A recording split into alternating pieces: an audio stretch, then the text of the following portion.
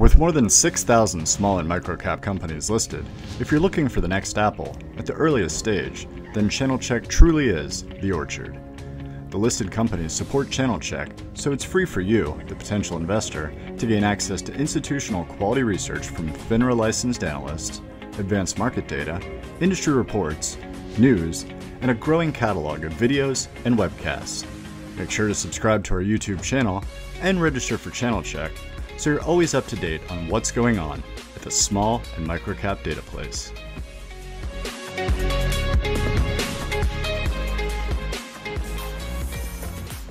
Welcome to New Methods in Pain Management, a NobleCon online investor event presented by Channel Check and Noble Capital Markets. Noble is an SEC-registered, FINRA-licensed broker-dealer and the source of the equity research available on Channel Check.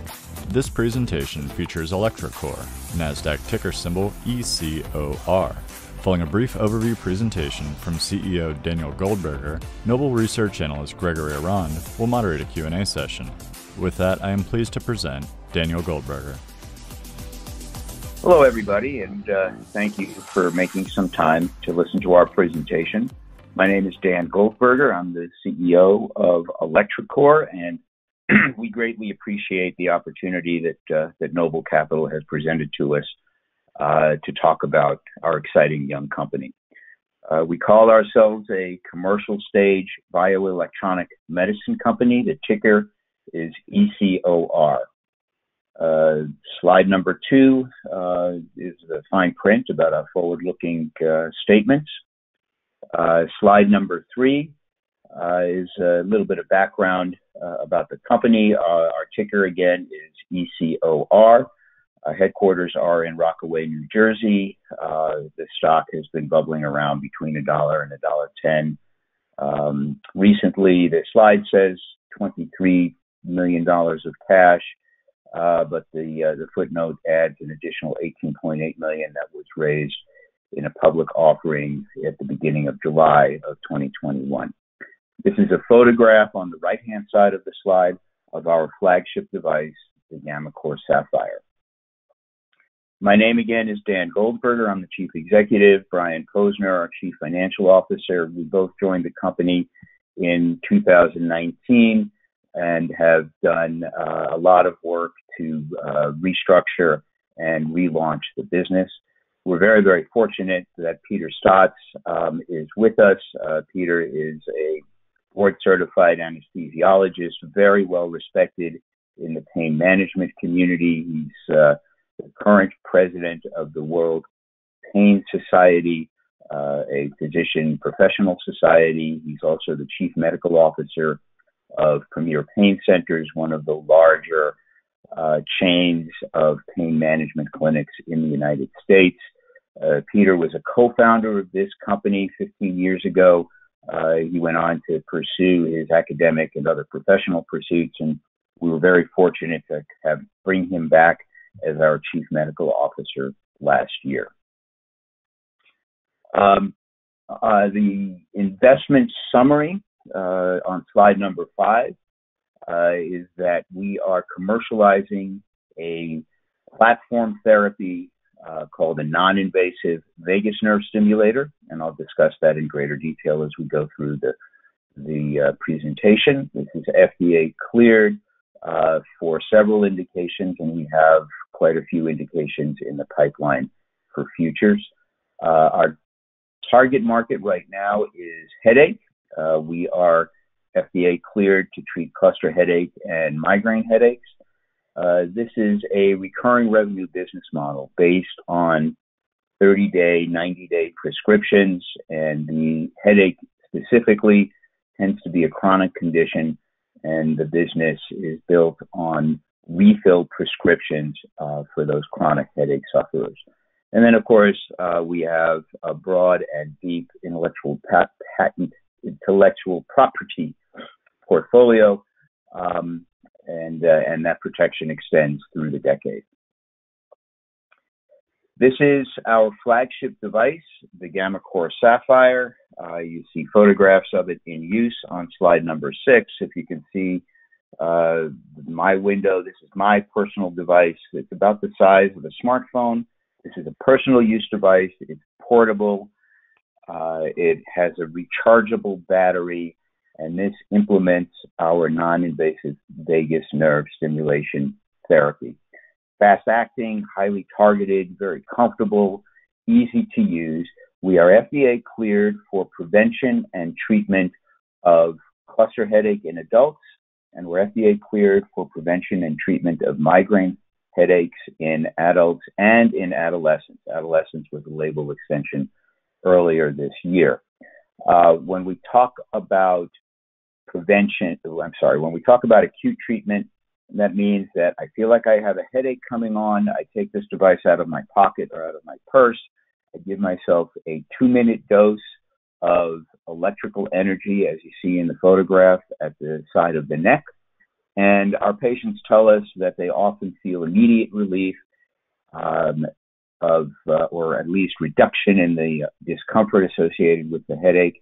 And because this is an electroceutical, not a pharmaceutical, if the first dose is not sufficient, does not provide sufficient relief, the patient can give themselves a second, third, up to 30 doses per 24-hour period. This can also be used by itself or can be used adjunctively with other FDA-cleared therapies for headache. So that's acute treatment. Prevention is a different protocol. In cluster headache, we ask our patients to treat 3 times a day. In migraine headache, we ask our patients to treat twice a day. And the pivotal data showed that a statistically significant reduction in the number of headache days during that period when the patient was systematically treating themselves according to that prevention protocol. So that's prevention. A couple of bullet points about non-invasive vagus nerve stimulation and the benefits of gammaCore therapy. The vagus nerve is very well understood at this point and affects multiple organs and systems, sending signals up to the brain and the pain centers of the brain and down to the major organ systems based on that. Multiple mechanisms of actions based on whether we are managing signals in the pain processing centers of the brain or interrupting signals that are headed to the brain. There's evidence, and I'll talk a little bit about the pipeline of future treatment protocols and new indications.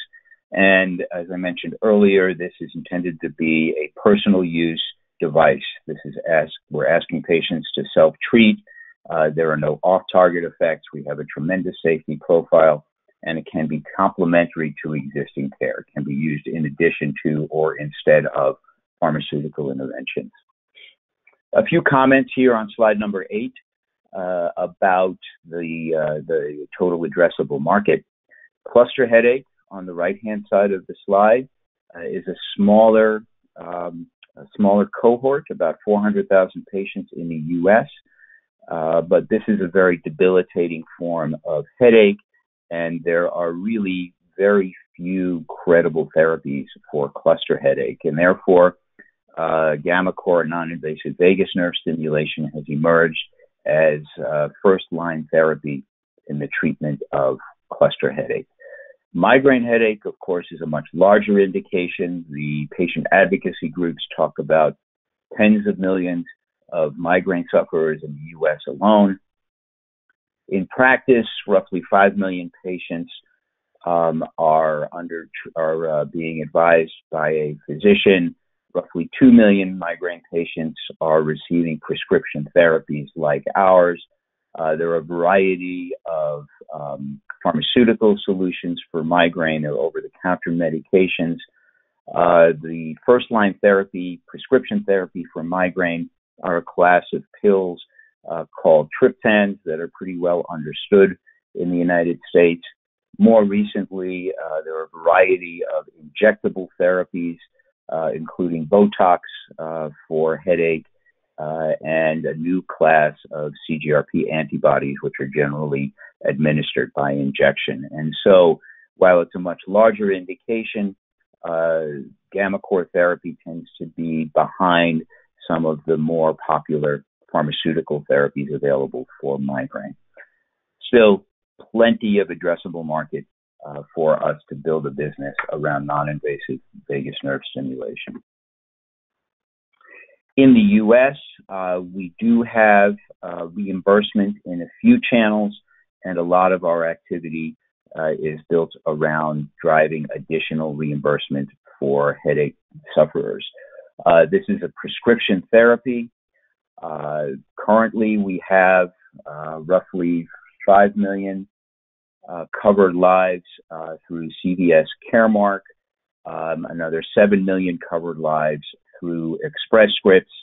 If the patient is covered by one of those plans, the copay is as low as $25 per month and can be as high as $75 a month, and the company does offer some copay support. Bigger picture, a very important milestone for the company was in April of this year when our unique HCPCS code K1020 was published by CMS. Prior to this, all of our prescriptions were coded as miscellaneous, which is a more difficult pathway through the insurance reimbursement process. So now that we have a unique code, we are able to engage the commercial insurers and ultimately Medicare in conversations about getting on their benefits plans and ultimately fee schedules.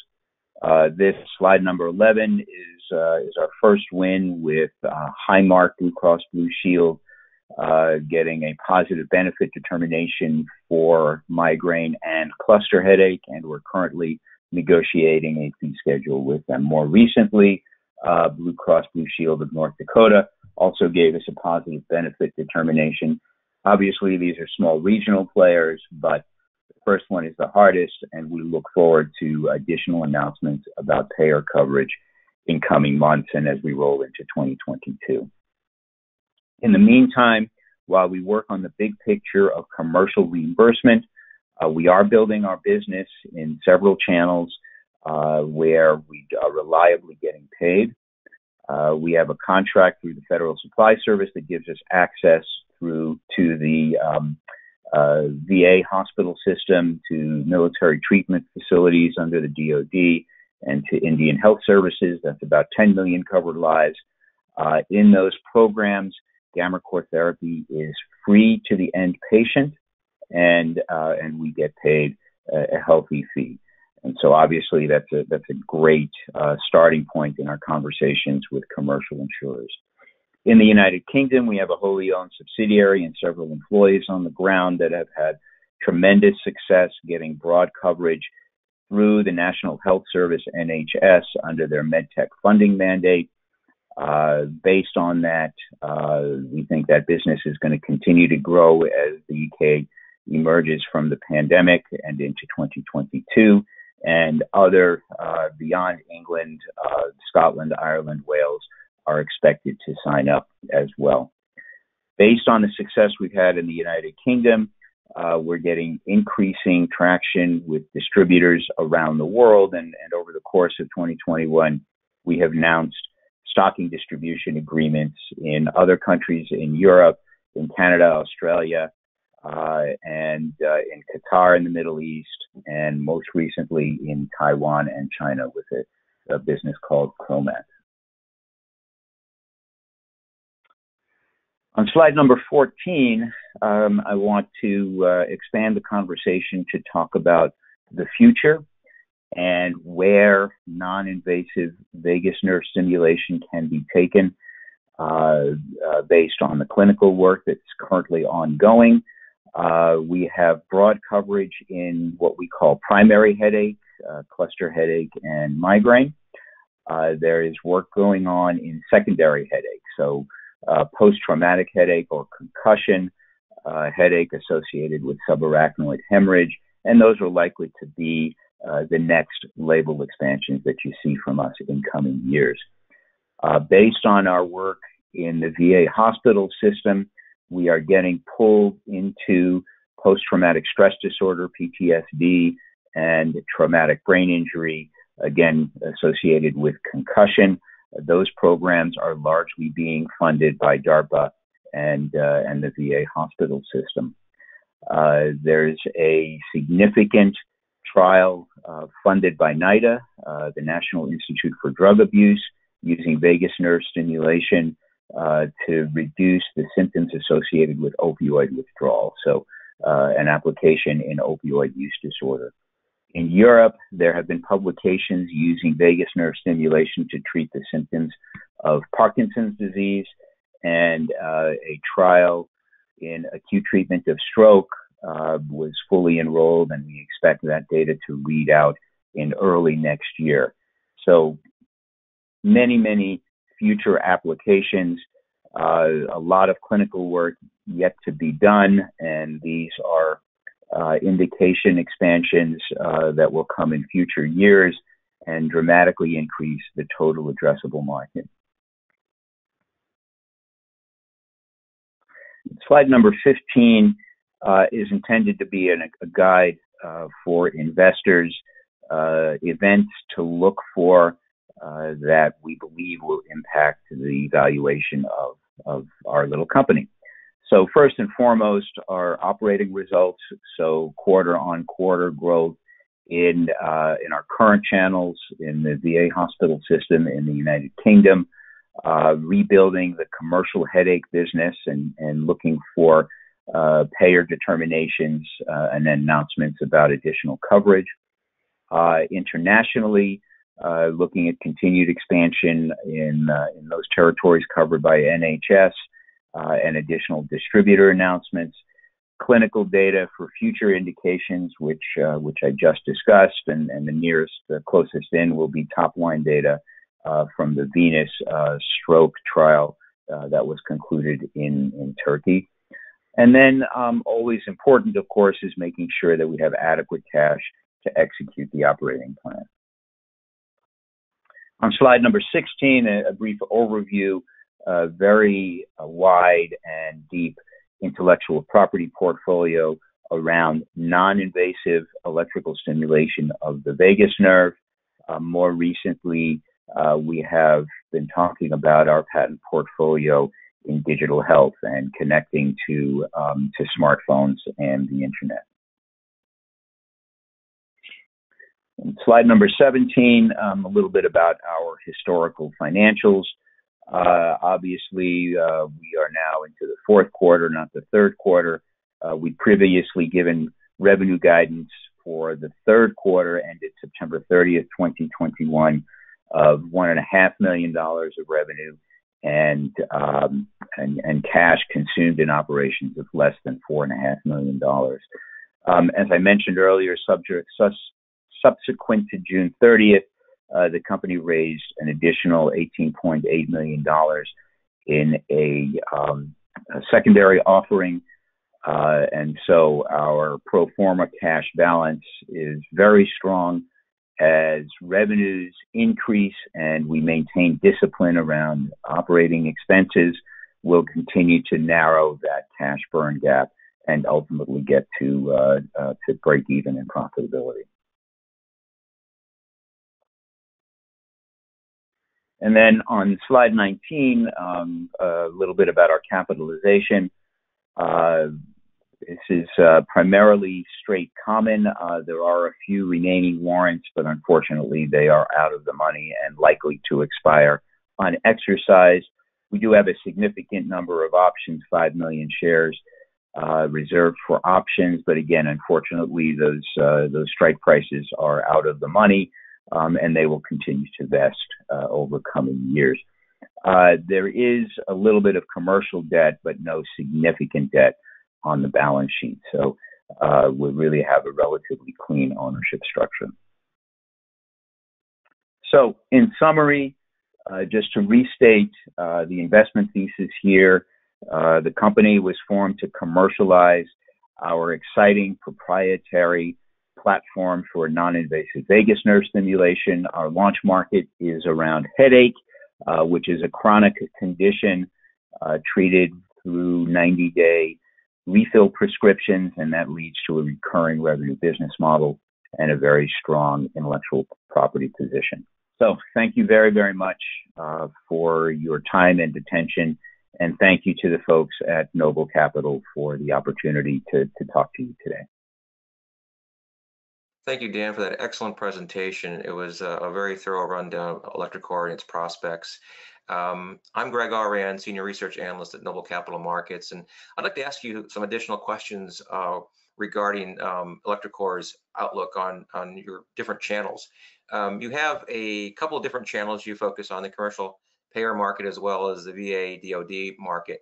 Can you tell us about the commercial aspect in terms of the outlook there, since you've been awarded that CMS code early in the year, how that might impact getting more insurance payors online?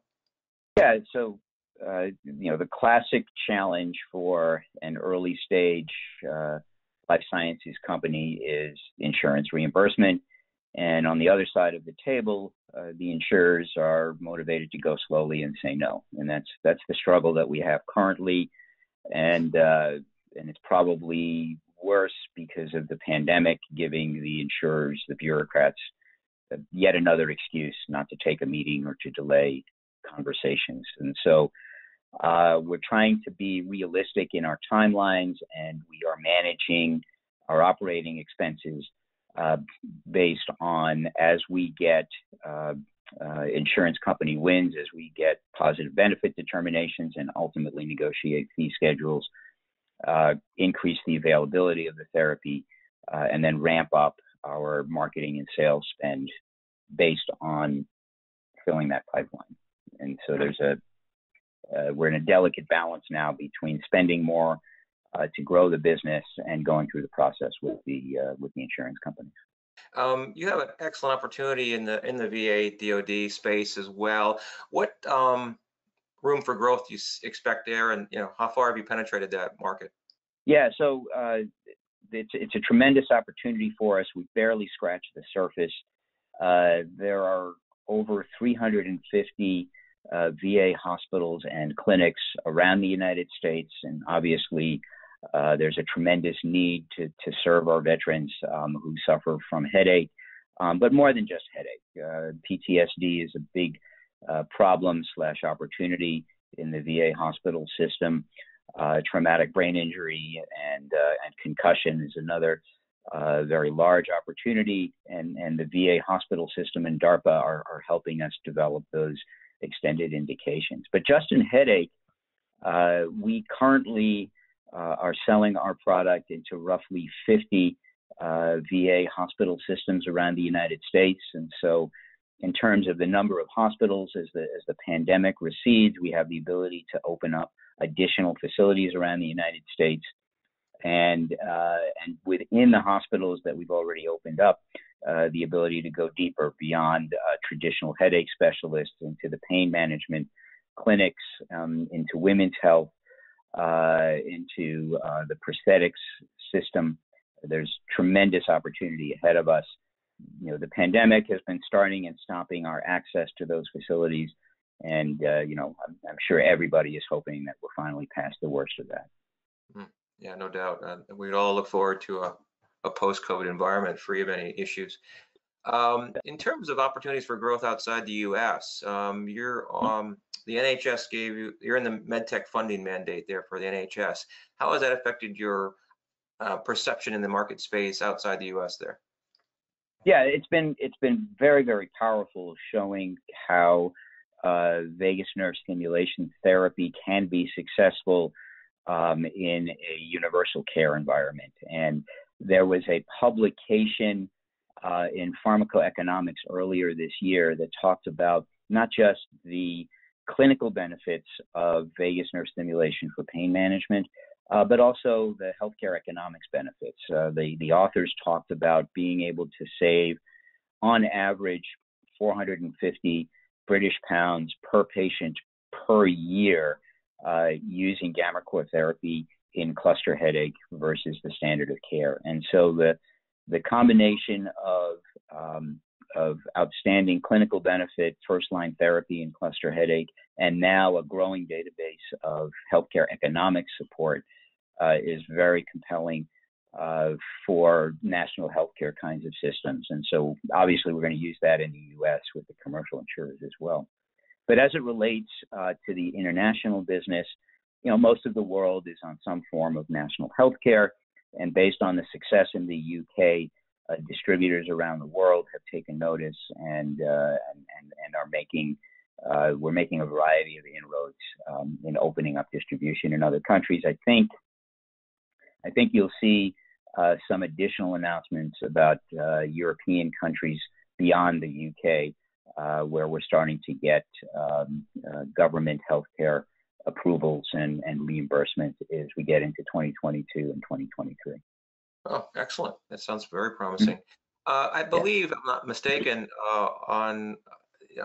you indicated that in the EU and other parts outside the US, the Sapphire product can be used for other indications beyond headache and migraine. Can you touch on those, like epileptic seizures or depressive indications, and what kind of uptake is there occurring there? Sure. So in Europe, I'm sure your audience is probably aware, is governed by the CE mark process, and our CE mark has substantially broader indications than we have in the United States. Implanted vagus nerve stimulators have traditionally been used for treating refractory epilepsy and depression.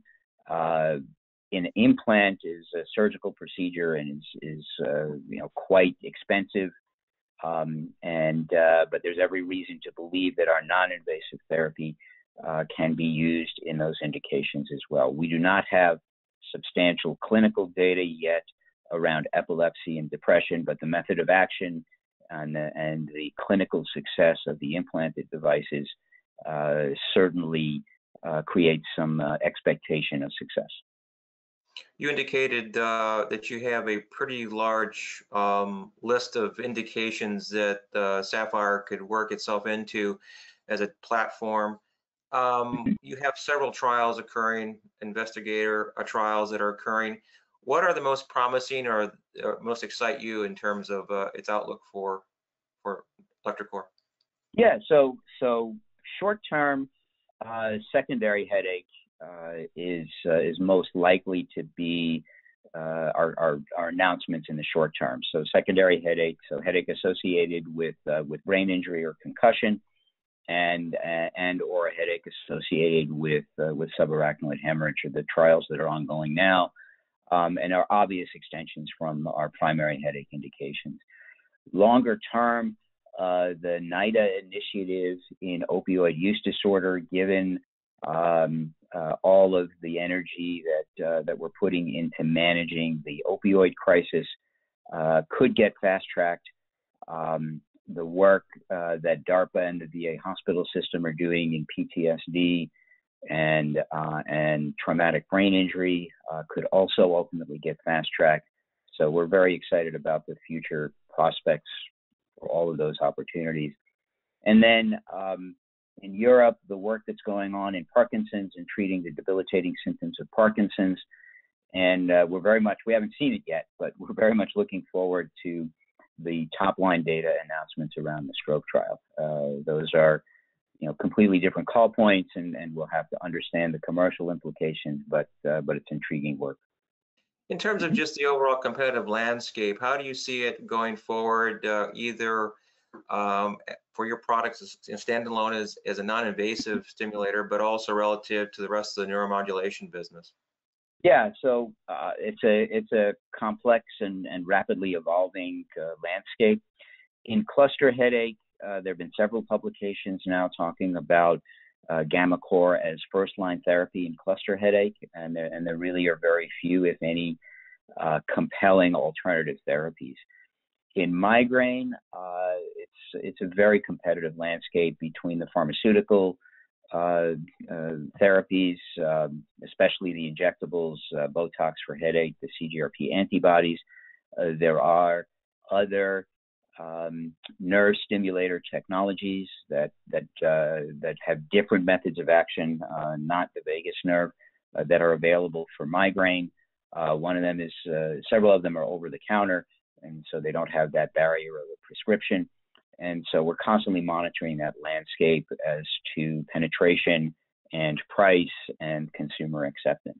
So it's competitive, it's complicated, but on the other hand, having more than one solution can often bring credibility to the marketplace in its entirety. So we welcome credible competitors that are based on data and clinical efficacy. Yeah, a lot of avenues for pain to be helped quite a bit. There's a lot of areas that need to be addressed yet.